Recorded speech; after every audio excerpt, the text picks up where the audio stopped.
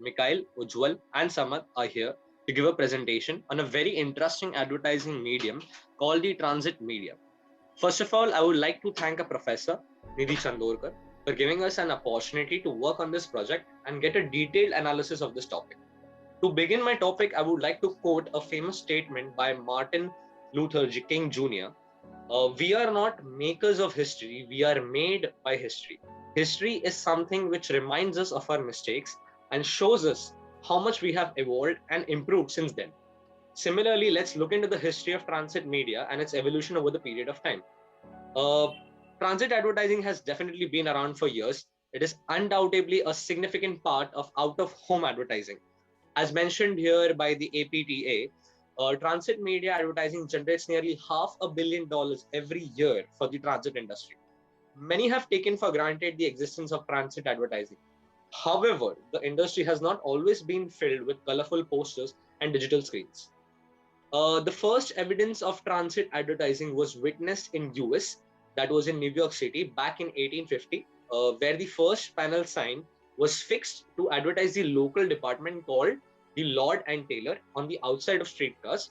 Much like advertising operators now, back then the streetcar conductors contracted for space, often as a side gig, and received concessions from the streetcar companies. While Lord and Taylor was the earliest recorded company to practice card car advertising, a man named Chase was one of the earliest streetcar conductor to begin contracting space in streetcars. Further, talking about the rise in transit advertising, which was majorly between the span of 1875 to 1886, as mentioned, these two pioneers, that is the William J. Carlton and Rosenfield, helped a lot in developing this transit advertising industry. Carlton worked as a streetcar conductor on the Third Avenue in NYC. He was one of the first to pursue advertisement as a career, regularly taking up signs in his cars for his patrons while collecting fares. This action was considered to be the first attempt to handle sales of space in streetcars systematically. Around the same time, there was Rosenfield along with the George Bliss and Charles Jenkins, who organized Manhattan Railway Advertising Company. The company started in 1883 and was able to sell approximately $20 lakh worth of space in the span of 15 years. Larger cable drawn car also gave an immense boost to transit advertising industry. Moving forward to the next slide. Uh, the new standard or the modern transit advertising industry, uh, after the formation of the firm Carlton and Kissam by William Carlton and George Kissam, streetcar advertising went on a national basis. Uh, there was a there was introduction of electric cars. The new electric cars did much to encourage car advertising. As these cars were constructed with new standardization size of car cards, with standardization of space came the standardization of cards. Uh, Please move to the next slide. By 1895, Carlton and Kissam had a control of 9,000 cars across 54 cities. Transit advertising has come a long way by introduction of new and advanced mode of transportation. New and different approaches can be seen since the early days of streetcar panels, to taxi cabs, rickshaws, railways, and bus shelters and seats. These days, entire common transport can be seen covered in advertisement. Not a nook or cranny has been missed. Further, that's all from my side. And further to talk about the various forms of this advertisement, I would like to pass the baton to Vikas. Thank you. Good morning, one and all. I will talking about various forms of advertisement. Transit advertising target the million of people who use or come across public transport facilities every day. Bus advertising includes ad display placed in or on public buses. Bus advertisements are available everywhere you can find commercial buses. You can rent ad space on both local and national buses depending on how far you would like your messaging to reach. Exterior bus advertising helps you garner the most impression possible, while interior advertising keeps your audience engaged. Commuter rail. Rail advertising presents an opportunity to break up the monotony of commuting with both interior and exterior branding media. Whether you are big national brand or a small business, Real advertising is an opportunity to connect with your audience on their daily rights. Rail advertising is placed in trains near station entrance and exists on platform. It's a great way to get in close proximity to your audience, and considering the amount of time people spend on trains, it's a chance to interact with your target demographic. Subway media, subway advertising gets your brand in front of your audience right when they need a distraction. Take the New York subway, for example, with some of the longest community type in America. It keeps the city going by moving millions of people at any point in time. Truckside media. Truckside ads are hard to miss as they flow through traffic. Truck present creative eye-catching ads eye level as they traverse major interstates, targeting your customer wherever they are in advertising. Bigger is always better, and moving ads are more likely to be recalled. Looking to drive result and heighten awareness. Taxis. Cabs are some of the most popular forms of transportation, especially in major crowded cities. Taxis ads include any form of advertising placed on top of, inside, or wrapped around the taxi. Its advertising is targeted mainly at those who seize the taxis rather than those riding in them. Taxis ads are cost-effective yet impactful way to spread your message across a city. Buying ad space on a fleet of taxis can help you dominate a market. Unlike buses, taxis don't have predefined routes, taking your message to the hottest spots within towns, from airports and entertainment spots to city center. Taxi advertisements are high frequency ads that bring your brand along for the ride. Thank you. Now, Mikhail will talking about leading agencies of transit media. Thank you, Vikas. Now I will be talking about the leading agencies in transit media. The first one is Focus Media. Focus Media Information Technology, formerly known as Focus Media Holding, is a Chinese company which operates the largest out of home advertising network in that country, consisting predominantly of digital signage screens and claims to own the country's largest internet advertising agency. Its headquarters are located in Shanghai, China. The next is Stroer. Stroer is a German out-of-home advertising online billboards and street furniture company with headquarters located in Cologne. It was founded in the year 1990. Next, Lamar Advertising. Lamar Advertising is an outdoor advertising company which operates billboards, logo signs, and transit displays in United States and Canada. The company was founded by Charles W. Lamar and J.M. Co. and is headquartered in Baton Rouge, Louisiana. The next is Outfront Media. Outfront Media Incorporated is one of the largest outdoor media companies. It operates in market including the United States and Canada. The Americas division is led by CEO Jeremy Mail. Outfront Media operates both billboards and transit displays. The company was founded in 1938. Now I will also talk about some of the Indian transit agencies. The first one is Telex Advertising. Telex Advertising Private Limited was founded in the year 2004. They have sole rights for advertising on Mumbai local trains. They have their own 70 hoardings in Thane City, Nashik Road, and Mumbai Goa Highway. The next one is Lakshya Media Group. Lakshya Media Group was founded in 1997. It is one of the largest comprehensive marketing communication group in India, functioning primarily in outdoor events and digital ecosystem. It is currently emplacing over 410 professionals across 22 offices. Thank you. And now I would like to call Ujwal. Thank you, Mikhail. We'll be speaking about the pricing and sustainability. So when we started collecting information about the pricing of transit advertising of our domestic market, we hardly found any secondary information available in the internet. So we decided to research about it and collect some ongoing primary data about the pricing. So we came in contact with one of the industry pioneers who are campaigning in this industry for more than 18 years. That is Telex Advertising Private Limited.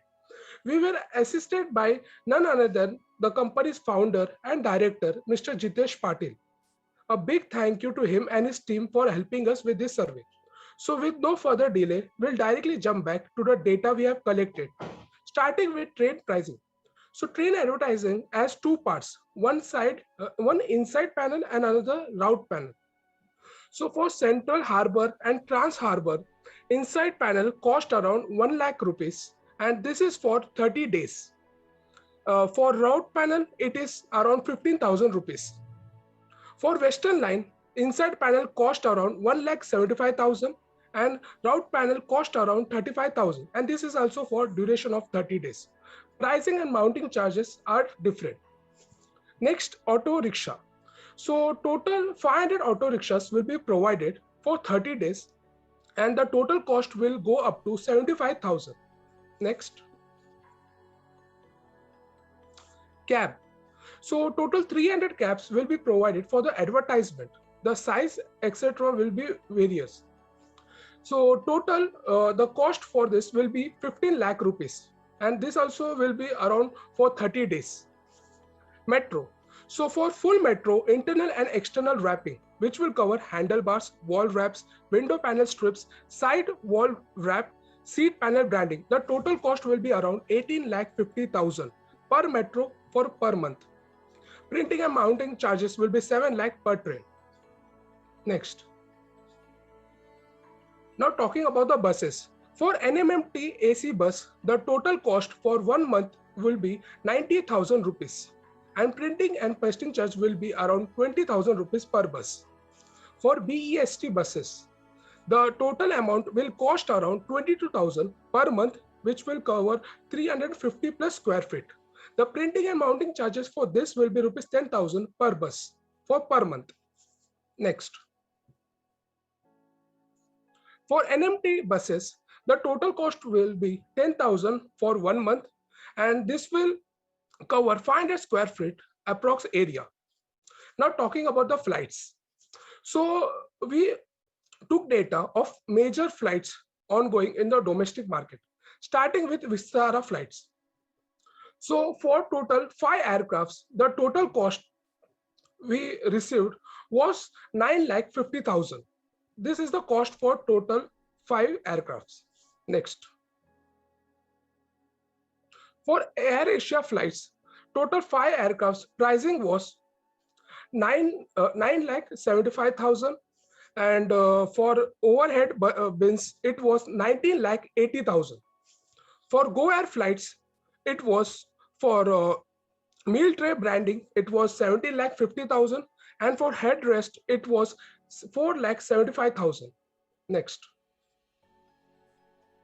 For Indigo flights, the price was 32,50,000, and this all pricing are for 1 month duration, and the etc. things are mentioned above here. For Air India flights, for 1 month, it will cost around 9,75,000. Next.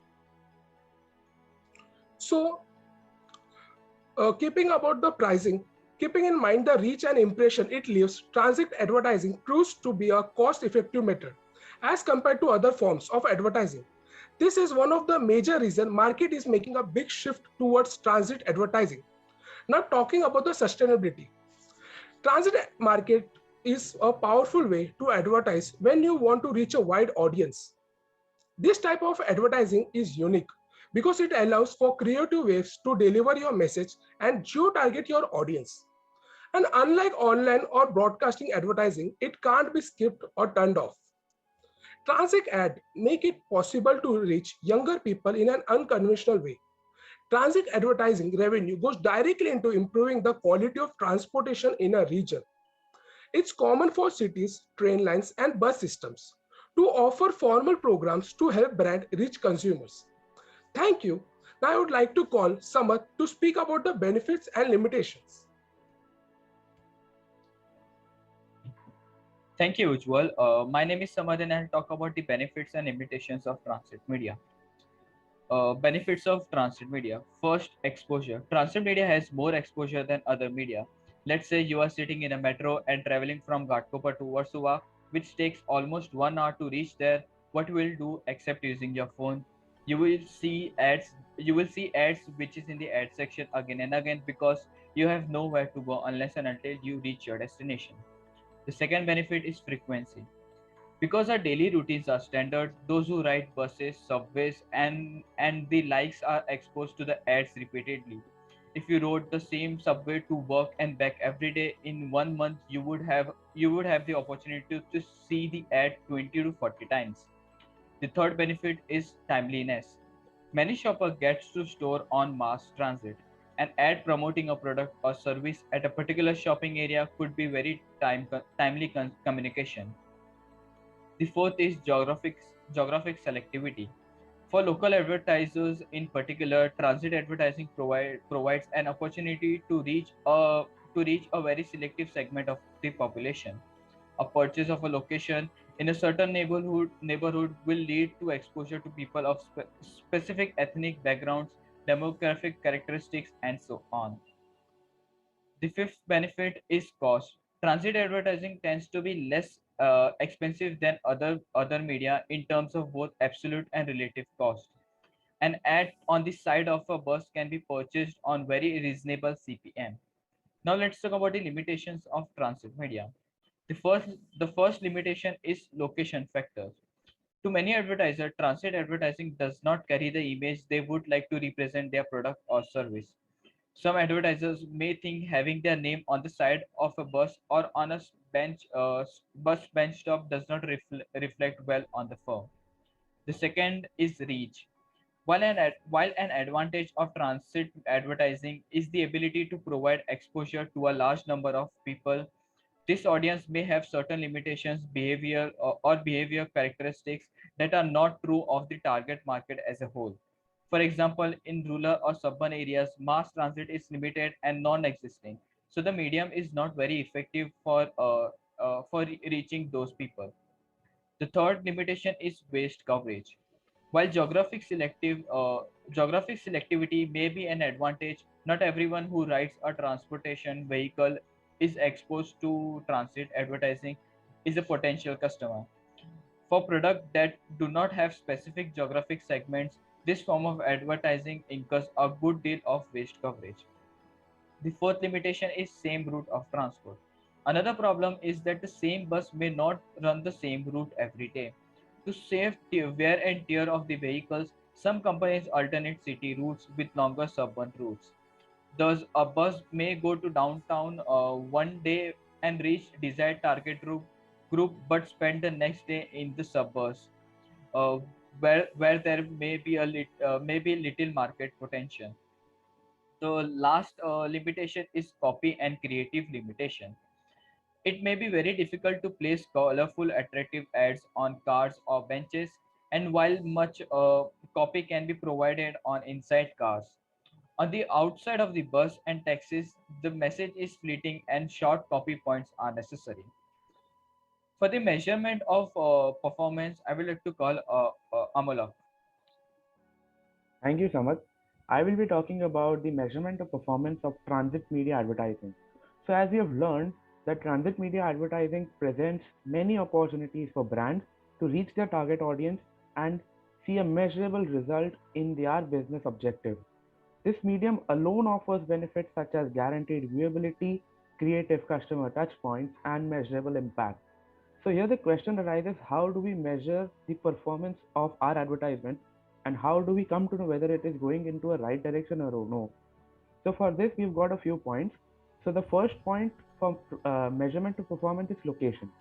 So while choosing the location, we need to actually see to it that the location has high footfalls. Footfalls means the number of people coming to a particular location. For example, a busy railway station or a metro station. So placing our advertisement on the exterior bodies of the metro trains or local trains or BST buses or cabs, and also on the interior side of the buses and trains will help us to gain a lot of attention by the audiences. The second is slogan analysis. If a catchy slogan or a phrase is used in an advertisement, the effectiveness can be determined by checking how many times a particular tagline from the slogan has been used by checking the keywords, so that it helps us to search in the search engine and get a result about the advertisement, whether it's working or no. The third is hashtag matrix. It is yet another great way to check the effectiveness of advertisements. Here, a specific hashtag is used on the ad where people start engaging with the hashtag on the various platforms of social media. Here we get an idea about the impression of the advertisements as we can easily check out how many times a particular hashtag has been used on the social media. The first point is by measuring the sales before and after the campaign. So this is another obvious way to measure the effectiveness of a campaign. Here, one needs to take a look on the sales immediately prior to the campaign and check the sales after the campaign begins. So if we see any significant growth in the sales, transit advertisements are working in the right way and gaining us sales.